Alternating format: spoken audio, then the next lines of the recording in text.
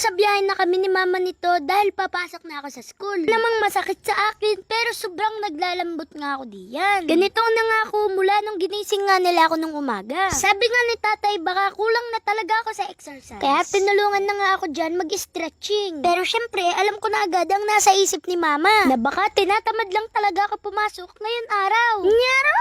Lahat naman tayo minsan dinadaanan ng katamaran. Pero itong nararamdaman ko hindi ko nga ma-explain. Hindi naman ako puyat pero gusto ko nga lang umiga maghapon. Malapit na kami nito sa school at tinatanong nga ako ni mama kung meron ba daw nga masakit sa akin. Wala namang masakit sa akin at naglalambot lang talaga ako. Buong biyahe nga ay nakasandal lang ako sa braso ni mama. Sabi ni mama wag na nga lang daw ako pumasok ngayong araw. At ipahinga ko na nga daw muna ito. Hindi naman ako pala absent. At ito nga ata ang unang beses na absent ako. Dahil malapit din lang naman ang bahay ng mga lolo at lola ko. Dumaretso na nga muna lang kami sa bahay nila. At pagkalapag ko nga ng gamit ko, diretso nga agad ako sa higaan nila. Sabi nga ni mama, ipapacheck up nga daw ako. Dahil hindi nga ito ang unang beses na nangyari ito sa akin. Naalala ko nga nung pinatawag si mama ng teacher ko. Dahil mula umaga hanggang tanghali, nakatulog nga lang ako sa klase. Wala naman akong sakit, pero bigla-bigla nga akong nanghihina. Bukod pa dyan, may iba pang napapansin sa akin si mama. Habang lumalaki nga daw ako, pumupugi ako. Nyaro!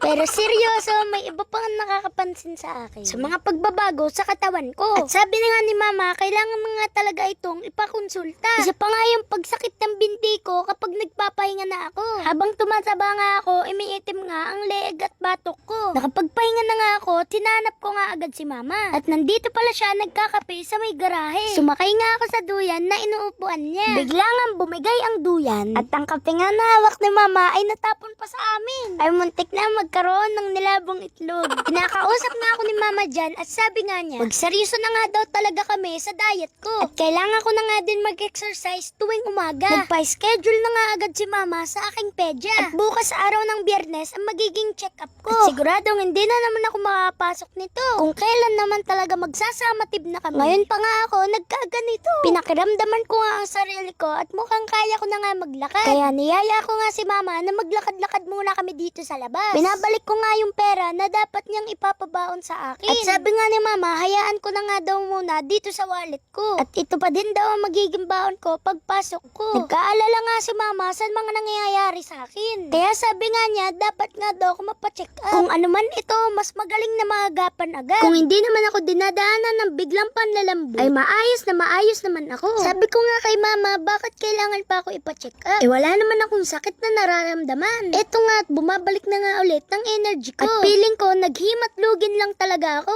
Pero syempre, itutuloy pa din namin ang check-up ko para masigurado at maging panatag na ang isip ng magulang ko. At ipagdasal nyo na din na pogi problems lang ito. Nyaro! Pabalik na kami ni mama sa bahay nila lola at napadaan nga ako dito sa tindahan ng ninang. At uutang nga sana ako na maaalmusal. Ay naku po, ay may nakalagay palang wala munang uutang. Eh paano na kaya ito? Habang nagpapahinga nga ako dito, nakuhanan pala ako ng mama ko na nanonood ng vlog ng utol ko. Sinong nakakilala dito? Isa nga siya sa mga naging inspirasyon ko nang nagsisimula pa nga lang ako sa pagbablog at malaki din ang naitulong nila sa akin. Salamat po pala sa 157k followers ko na patuloy pa din na dumadami. Sana bago matapos itong taon na ito ay mag 1 million na nga tayo. Nyaro! Huwag kalilimutan mag-follow, like and share. Salamat sa panonood. Thank you Lord.